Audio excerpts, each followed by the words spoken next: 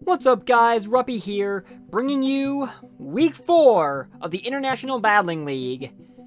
Before we get into this today, I owe you guys an apology of the highest caliber for Week 3 of this league, as well as Week 6, I believe it was, of LET as well, the last two videos I put out. Both of them they kind of ended on a sour note, and I do sincerely apologize for that. Last week was not a good week for me by any stretch of the imagination, if I can be perfectly honest. I felt really bad after my IBL game. I thought I had my head back in it when I played my LET game, and then kind of threw that one away. It was messy, but you guys didn't need to hear me get so down and out and depressed about it and beating myself up as badly as I did. You guys don't deserve that, and I apologize again. But, new day, and I'm actually feeling quite good this week. So, we are doing battle with the Milwaukee Boltunds, coached by Sawk. He is currently sitting at 1-3. Had he won his game last week, he actually would have overtaken me. But as it stands right now, I'm still barely hanging on to my spot for playoffs. I know it's still quite early in the season to be talking about playoffs, but in the grand scheme of things, every little bit counts. I've done this long enough to know that. But after we kind of got spanked last week, I really need something to turn things around. So this is the week I think we're going to be able to do it.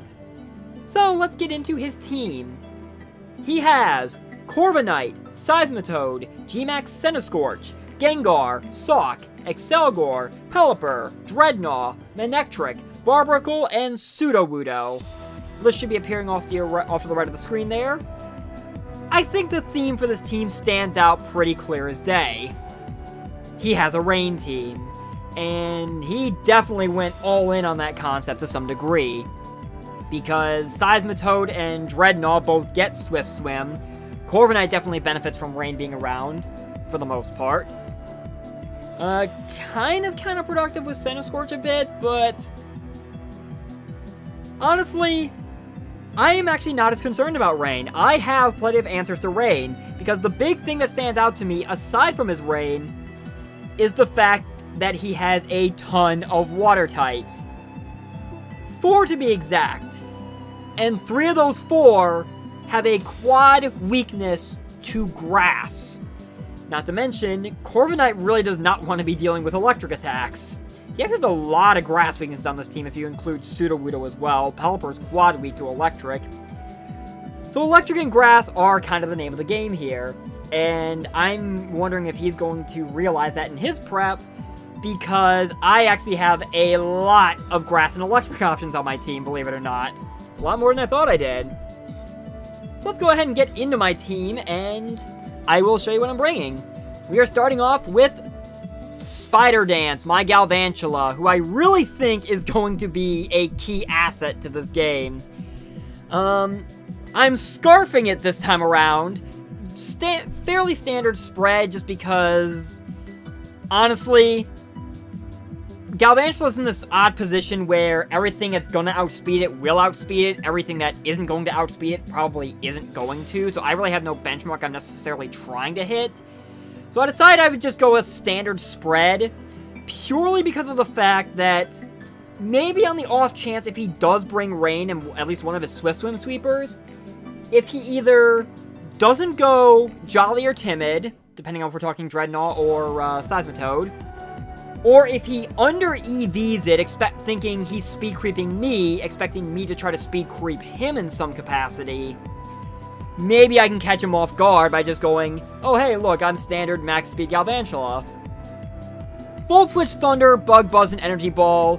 You know this set. I brought it a few weeks ago in a game that Galvantula also did fairly well for me with, my Week 2 game, actually. I was torn for the longest time between Bug Buzz and Sticky Web to try to slow down his team a bit, but ultimately I think Sticky Web's actually going to be a bit counterproductive to me, And Bug Buzz at least gives me a better option than Energy Ball because of Stab to hit things like Manectric that he may try to bring in on my Volt Switches and Thunders. Manectric is one of the mons I'm definitely keeping an eye on, just because with Lightning Rod, it short-circuits part of my plan, but Manectric can't... I don't think Manectric's as big of a threat outside of that, honestly. I'll have to see how he wants to play it. Next mon on the list, Cryogenic the Curum. And boy, this dragon is not in a good mood after the past several weeks, I will tell you that much. But I've got a rather interesting plan in mind here for Cryogenic.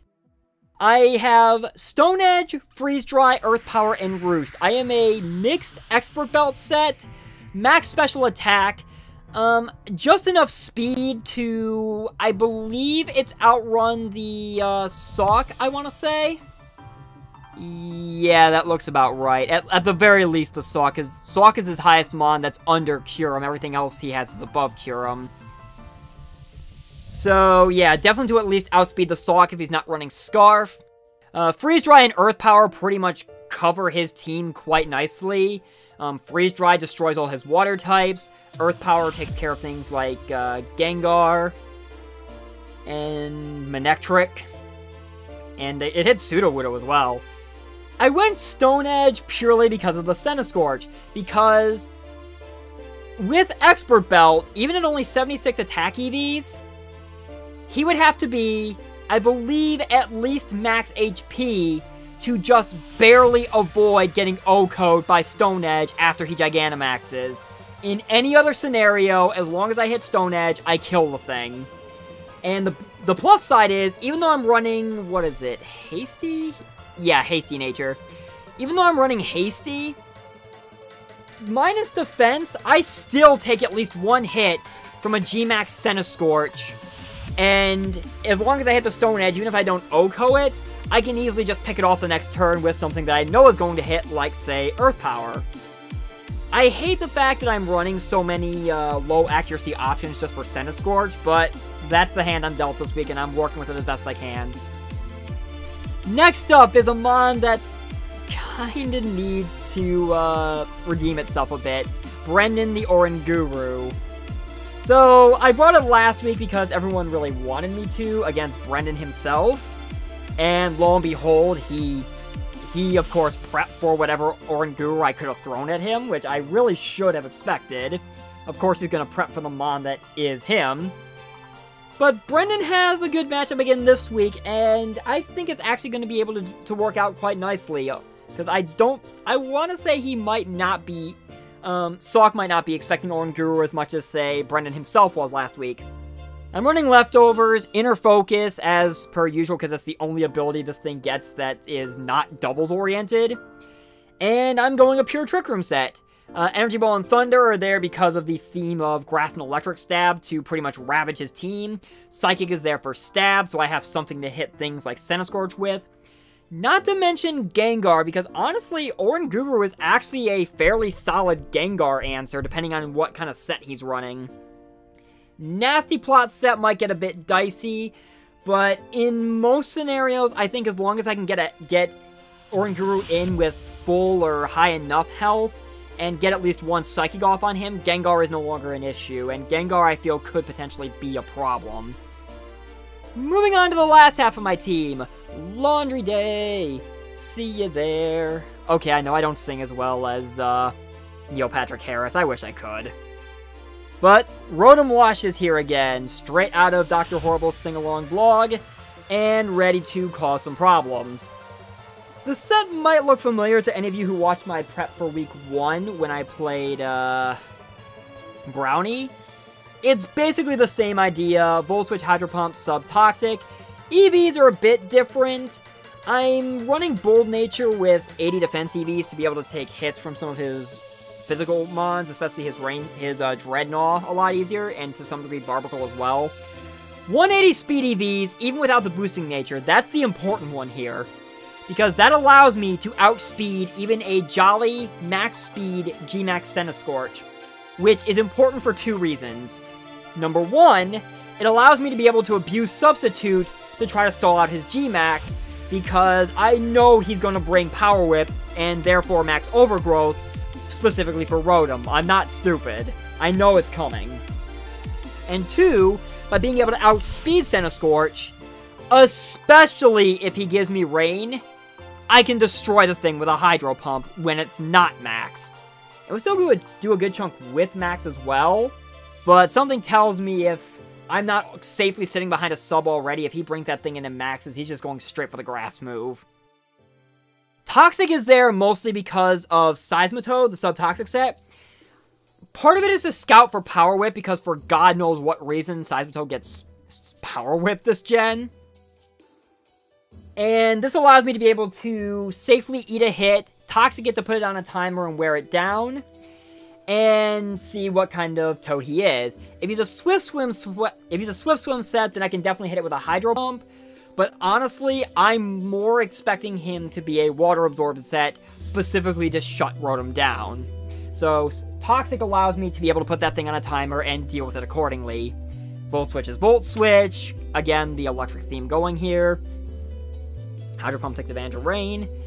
Next mon on the docket is Guardian the Cobalion, who is also kind of not happy after last week's IBL performance. Guardian, I went back and forth on this set for quite a while with some members of my front office, but I think what I've got here might actually work out quite well. It is a Chople Berry. I decided Chople Berry over anything else, or like Shucka Berry, or even Leftovers, because he's probably more likely, just looking at his roster, to throw a fighting-type move my way, whether it be Focus Blast from Gengar or Excelgor, Close Combat from Sawk, Body Press from Corviknight.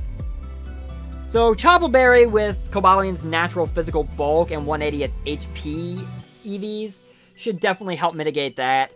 Otherwise, the set is fairly standard for the most... Well, okay, I'm getting a little ahead of myself on that. Swords Dance is definitely standard. Volt Switch just keeps with the electric theme and allows me to keep pivoting all over him, especially once Seismitoad and Manectric are gone. Sacred Sword is just so I don't have to worry about the defense drops from close combat, and that +2 Sacred Sword is still doing a lot to everything anyway. Plus, it ignores the defense boosts that Corviknight could potentially gain from something like Iron Defense or Bulk Up, hoping to try to be able to 1v1 Cobalion. There is no real reason for me to run Steel Stab this game, because Sawk's roster does not have any fairies, and all his water types basically kind of resist Steel Stab anyway. So I went with Stone Edge to continue with the same theme I'm running with Kyurem of, yes, it's a low accuracy move, but it's going to utterly destroy Centiskorch, if need be. And then last but not least, Hesuhia, my Goddess of Silence. I'm running Assault Vest this week. I ran it week 1, I'm bringing it again. EVs are kind of shuffled around. Max HP again. Still with quite a bit of physical bulk with the... I can never remember nature off the top of my head. Relaxed nature. I've also got 0 speed IVs, so Hatterene can take advantage of Trick Room as well if I do set up with Oranguru. I think I forgot to mention I'm actually running Trick Room on Oranguru, even though you can kind of see it right here in its moveset. Trick Room is there to try to turn his Rain against him if need be, or get around things like Gengar and maybe a Scarf Sawk if need be late game. But Hesuhia here. I've got 20 Spadef EVs to add onto the Assault Vest, more so specifically for Gengar, because I have a feeling Gengar is going to be a problem, especially if he runs a Nasty Plot set on me. Psychic Nuzzle. Mystical Fire and Giga Drain is the move set. Mystical Fire is for Corviknight and to take away his sun once, or take away his rain once Pelipper is gone. Obviously, I have to be wary of Centiskorch if that's still around, though. Ideally, I want Senti gone before I bring Hat in. Giga Drain destroys all of his things that are quad weak to grass. Psychic is just powerful stab. Really, I have better use for Psychic Stab in this game than I do Fairy Stab, which is the main reason why I forewent Fairy Stab this game, so I'm not actually using G-Max Smite. But Nuzzle is a nice little bit of attack because I can paralyze some things that are not expecting me to Nuzzle and be able to handle them a lot easier with some of my other Mons. Not to mention, Pelipper's quad weak to it. It gives me an answer to Corviknight that's not Mystical Fire if Centiskorch is still around. Paralyzing Gengar would be phenomenal. obviously has to be aware of Manectric, but something tells me he's not... I would believe he wouldn't be expecting Nuzzle, because that's so out of left field for this thing. But there is the team. I think we've actually got a solid chance to win this game.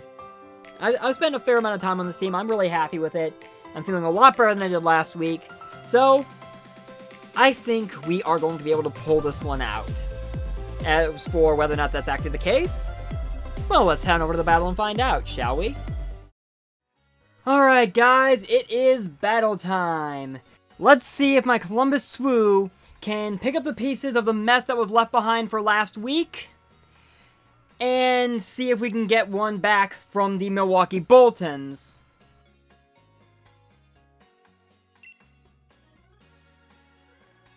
So depending on what he brings, I have a pretty good idea of what I'm actually going to... Let's see. He brought Excelgor. He did bring Sawk. Okay. Barbarcle. There's Senti. Gengar. So, outside of Barbarcle, he brought none of his potential Raymons.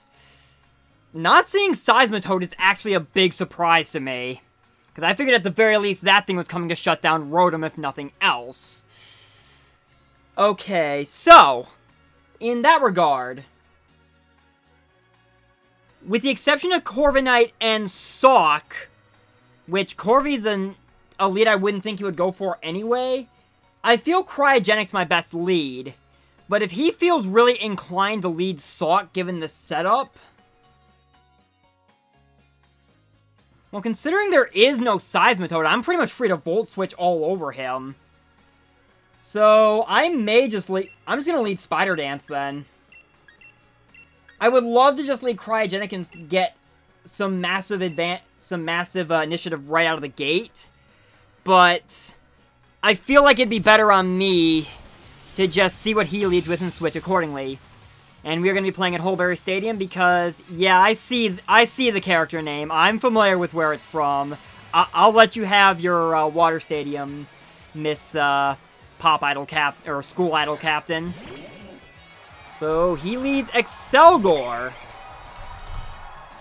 which is fine with me, actually. I do outspeed because I'm Scarfed. So in that regard, I'm just going to go ahead and Volt Switch out for damage. And see what he wants to do. I'm presuming maybe Spikes, maybe he wants to try to Final Gambit something. But I'm honestly expecting to...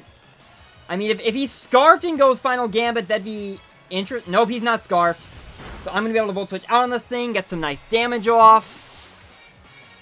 And how do I want to play this now?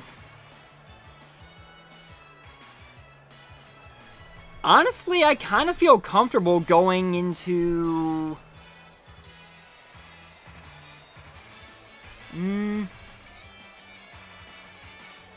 Yeah, I think I can go Laundry Day fairly easily here. I'm not... Depending on what he is, if he is just a standard lead set, I'm not too afraid of this thing. He's just going to set Spikes. So he's probably just a lead set with Focus Sash, which I did not pop. He may Final Gambit here.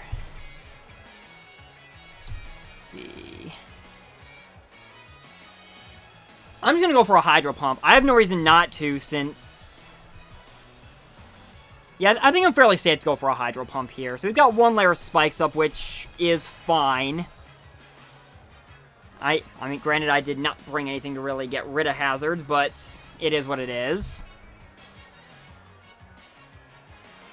But I should be able to knock this thing out with a Hydro Pump as long as I hit it.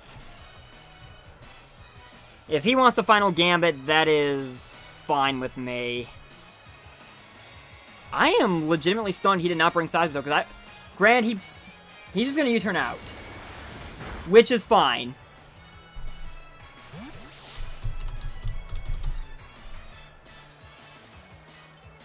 Alright. So... whatever he's going into is about to take a Hydro Pump. Barbargle wouldn't really appreciate it. Centiskorch definitely does not appreciate it. Oh, he went into Centiskorch. Oh, that was a bad play on his part. Because I'm going to be able to hit this Hydro Pump. And do a ton of damage to this thing. I needed that. Okay. So. I could kill him with another Hydro Pump. Even if he G-maxes. The question is, do I want to risk that? And to some degree, I kind of don't. Okay, let me think for a sec here. I got the time to think. So... I'm just going to go ahead and Volt Switch. I am EV to outspeed this thing. He's going to go ahead and Gigantamax. But... he may be at a range where our Volt Switch may still kill this thing. So I guess we're about to find out. He's definitely below... he's definitely low enough that Volt Switch could actually pick this thing off. So, let's see. I'm going to Volt Switch out. And that is, in fact, going to kill Centiskorch. That is huge. That is huge. I need Centiskorch gone right away. And that just creates a huge opening for me. So with Centiskorch gone, to some degree I could actually freely go into Hesukia here. I'm kind of tempted to, actually.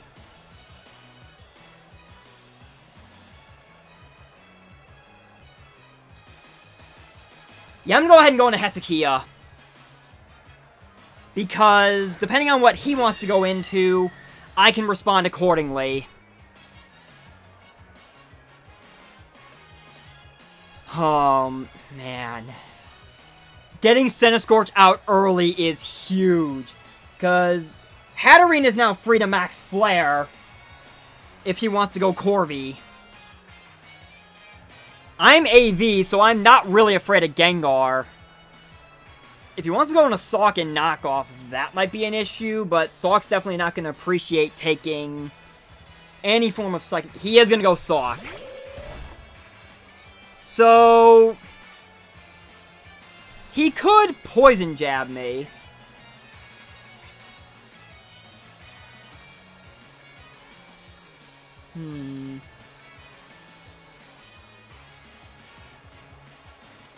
I wouldn't be surprised if he knockoffs. I wouldn't be surprised if he Poison Jabs.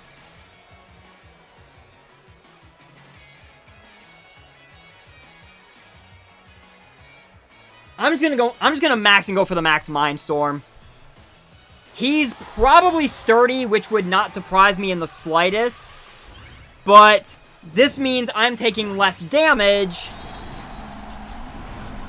And I can definitely kill this thing with my next attack.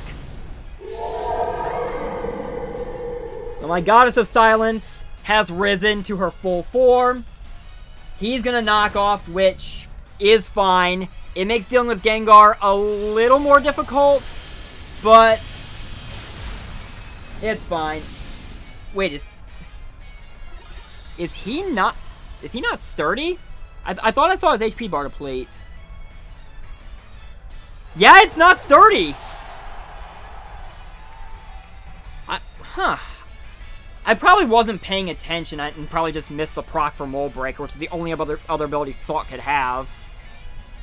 Regardless, I have 2 turns of G-Max left, and Hesukia is sitting in a very good spot right now. True,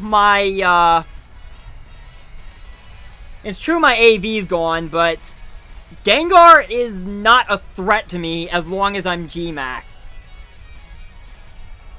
Not with my spread. So, he's gonna go Excelgor then.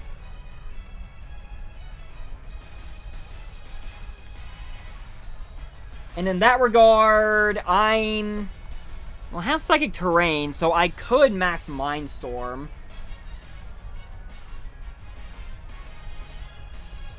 Yeah, I'll do that. With I mean, this thing's low enough anyway, and with the terrain boost, he's going to go ahead and Final Gambit. Which Hesukiya is going to be able to take. Excelgor is going to kill itself. So I've only got one turn left to G-Max, but that's fine. Because I'm still in a very solid spot right now. He's going to send something out that's not going to appreciate. There is Gengar.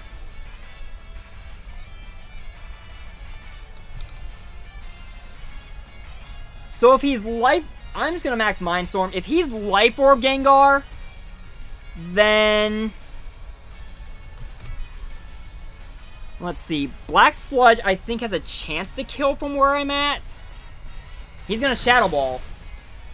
Which is going to be enough anyway. Fair enough.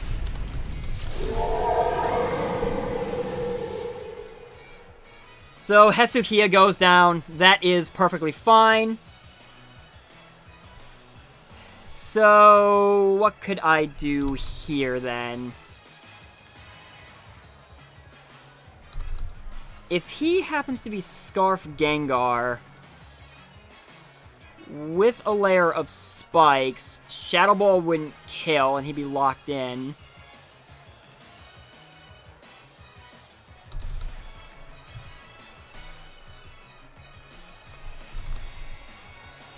I didn't see any recoil. I'm gonna go Oranguru, actually. I'm gonna go Oranguru. I see no downside to going Oranguru right now. Yeah, there was no recoil there. So I could Trick Room now.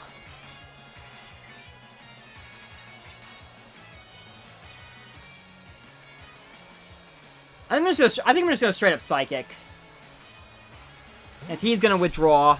I have a feeling that thing is choice in some capacity, now that I think about it. Maybe Specs. As he goes into Barbracle. If this thing had a Sash, it is definitely broken now.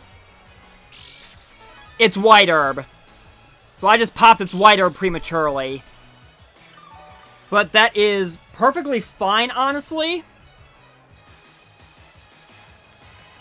Because this thing dies to Energy Ball regardless. And a Liquidation should not be killing me.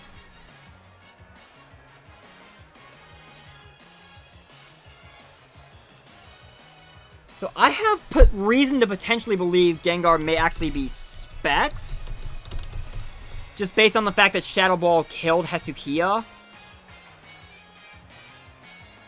With Black Sludge, I think it... well, I think Sludge Wave had a better chance to kill, honestly. I'd have to watch back the footage and see how much... see if I can remind myself of how much health Hesukiya had left. But this Barbracle is not a concern to me. He's just going to straight up Liquidation, which Brendan should be able to take. Not bad. And this Energy Ball is going to kill Barbracle. Alright. So I'm currently operating under the assumption that Gengar is choiced in some capacity. I want to say Specs. I'm not going to rule out the possibility of... I'm not going to rule out the possibility of Scarf either. Scarf would actually be a little... well, maybe not. I still have Galvantula. And he's going to go into Corvi now.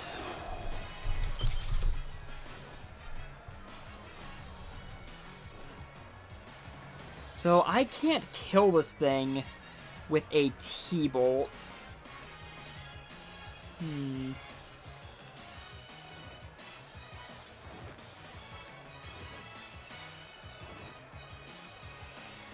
I don't want him trying to set anything up on me.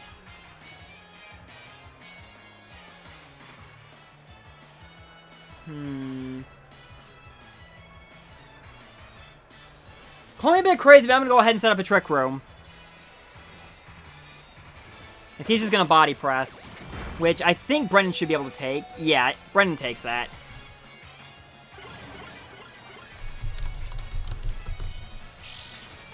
So with the Trick Room up, I do still have to get through Corvi. But I'm just going to T-Bolt here.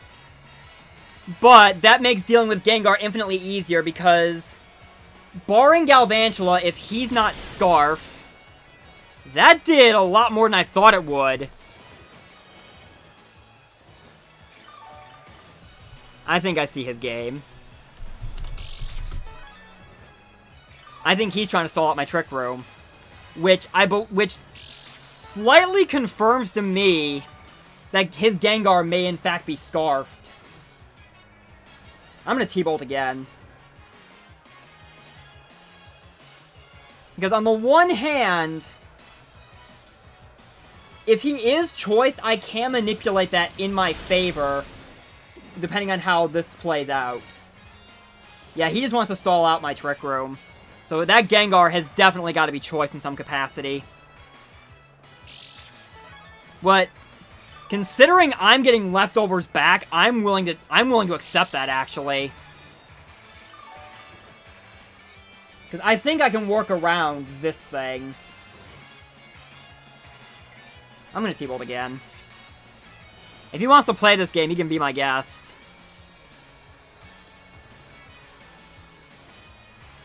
Because it looks like he is more physically invested than special.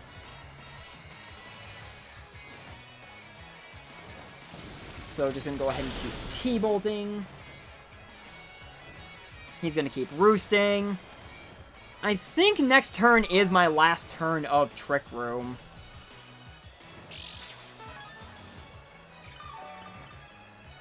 Yeah, he definitely wants to stall out my Trick Room, so...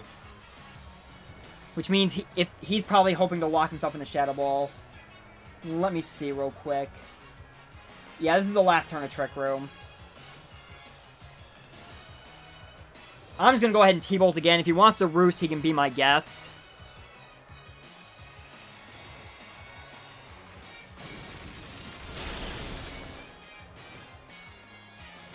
And he is going to do that. So he's burned at least 4 or 5 Roosts at this point. I would not put it past him to attack me now. Presumably with Body Press. So what I think I'm going to do here, with the dimensions returning to normal, I'm going to go into Laundry Day.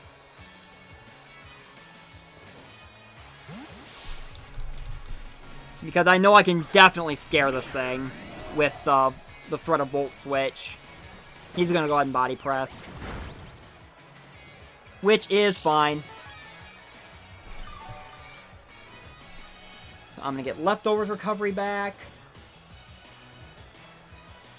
I'm going to go ahead and set up the sub, because unless he's Bulk Up, or even Iron Defense, I really don't think he shouldn't break my sub if he's not a Bulk Up set. Which, he may... I've only seen Roost and Body Press. I haven't seen a Flying type move yet. Let's see what he does. I'm going to go ahead and sub up. He's just going to U-turn out. So, that is actually perfectly fine with me. Because he has to go into Gengar here. And regardless of what this Gengar is, it has to break my sub. So I'm pretty much free to smack this thing with something.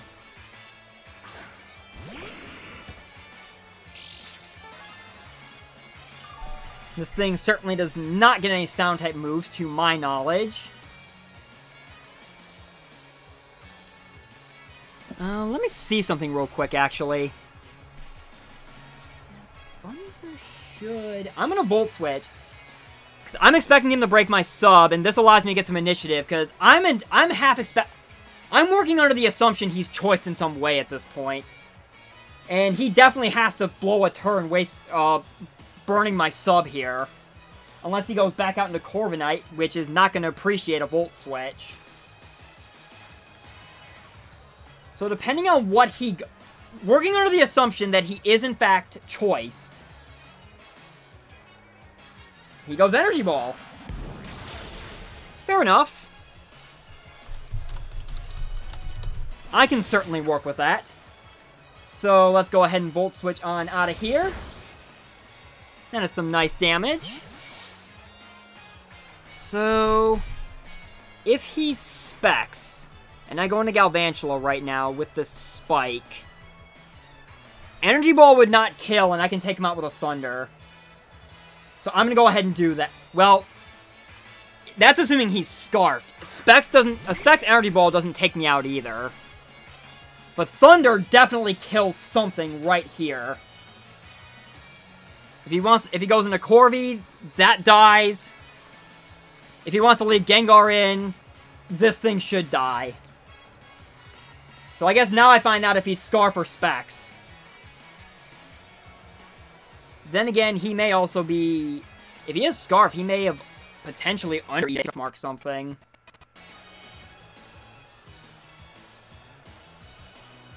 So, let's see. He's definitely thinking about this one, and I don't blame him, because he's in a really bad spot here, honestly. I'm certainly not in a position where I'm getting all my differential back right now that I lost last week, but it's definitely good progress towards that. But well, actually, I think I'm still only up. Yep, he's gonna sack Corvi. It looks like.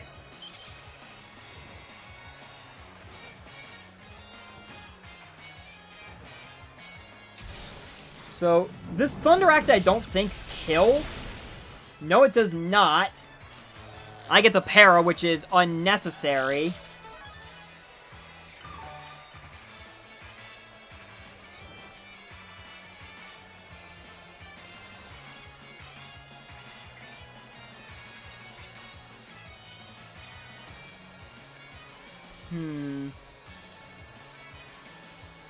Well, actually, I was thinking about Volt Switching, but then I forgot. I'm Scarfed. I'm locked in, so I've got to go for Thunder again. I mean, I could have just flat switched, but Corviknight's gone. So, I would think he knows, considering I outsped Excelgor at the very beginning, I would think he knows I'm Scarfed. And I'm operating under the assumption right now, I'm actually leaning towards this thing actually being Scarfed. The way he's trying to preserve it because of Galvantula. So if that's the case, what would he lock himself into here? Because Sludge Wave, Guardian's immune to it. Shadow Ball... If he doesn't go Focus Blast, Cryogenic should be able to live the hit. If he goes Shadow Ball, Oranguru definitely survives.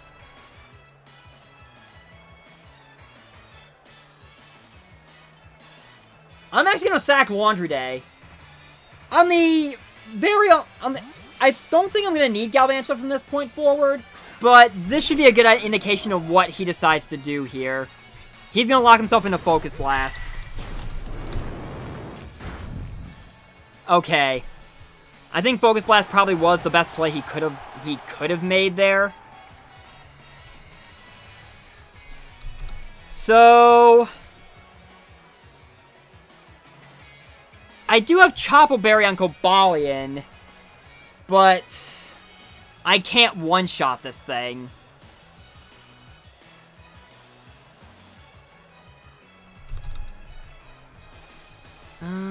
With a Spike, Focus Blast has a small chance of killing Cryogenic. It shouldn't be killing Spider Dance, actually. Yeah, I think I'm going to go back into Spider Dance. Because I should be able to take a Focus Blast. Even after this Spike. And I'm just going to drop a Thunder on him, and that should be all she wrote. No, he's in fact Specs. Okay, so I burned a turn of differential for no reason. But that's fine. I wanted to play it safe, just in case. But even still, GG, Sawk. That was a good game. My Swoo, we needed that to bounce back from last week. We needed that immensely. Slight misplay at the end there. I wanted to be absolutely sure. But, I mean, I'm pretty sure I had that game won anyway at that point, no matter what he locked himself into. But I guess I wanted to play it safe just to see what he was going to lock himself into. Still, we gained back 4 of the 5 differential points we lost last week, so that is it's not quite picking up all the pieces, but my Swoo definitely bounced back, and we definitely needed that after that mess of a game from last week. So, with that said, GG to Sawk again. Thank you guys so very much for watching. I have been RuppDat, and I will see you guys next time. Take care.